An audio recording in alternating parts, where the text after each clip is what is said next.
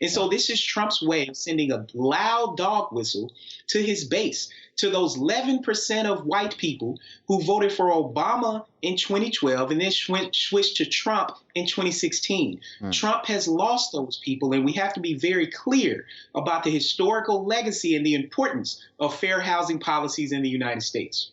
So then, Rashawn, for the rest of us on the outside, just put this into context first if you can, just the bare basics, right? Why is it important to have low-income housing within these communities as well? Like, why is it important to have this sort of integration at this level? What does that achieve? I mean, I did read a Harvard study which says this has been fairly successful so far and has not, as Oscar there mentioned, not brought property prices down, has not increased crime rates, as all of you mentioned as well. So it's important to have fair housing because we know historically that fair housing hasn't been something that we've had in the United States. So we actually need legislation in place to ensure that we're going to have equitable housing. And this is the other reason why.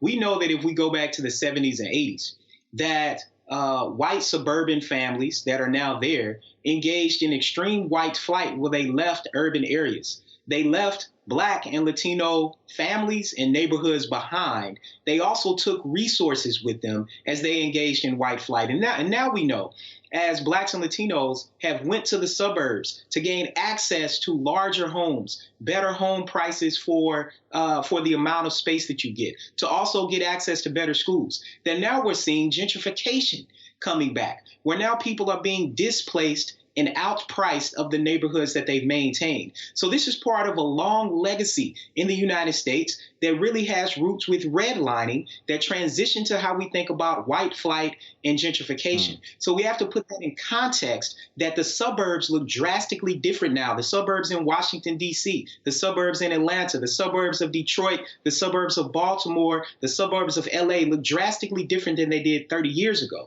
And so this is Trump's way of sending a loud dog whistle to his base, to those 11% of white people who voted for Obama in 2012 and then switched to Trump in 2016. Trump has lost those people, and we have to be very clear about the historical legacy and the importance of fair housing policies in the United States. Rashawn, what are your thoughts on this? Do you think maybe it is a bit too early for us to criticize Trump? Sure, he may not have presented this in the nicest way, but maybe we need to actually study the newer policy more?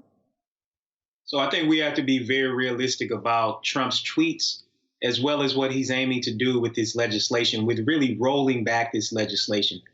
Really what it's aiming to do is roll back the progress that was made as it relates to the civil rights movement. We already know with Shelby versus Holder over the past decade that the Voting Rights Act has been dismantled.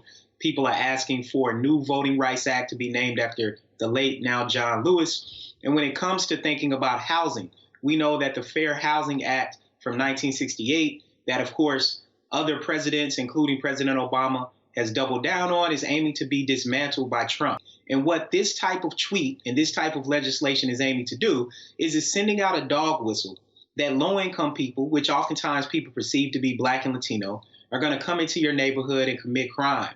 And oftentimes people are just trying to have a better way of life. So part of what we have to realize is that what's happening with Trump is that he is trying to actually dismantle fair housing policies, and it will lead to more discrimination against Blacks and Latinos and low-income people. Okay, so, obviously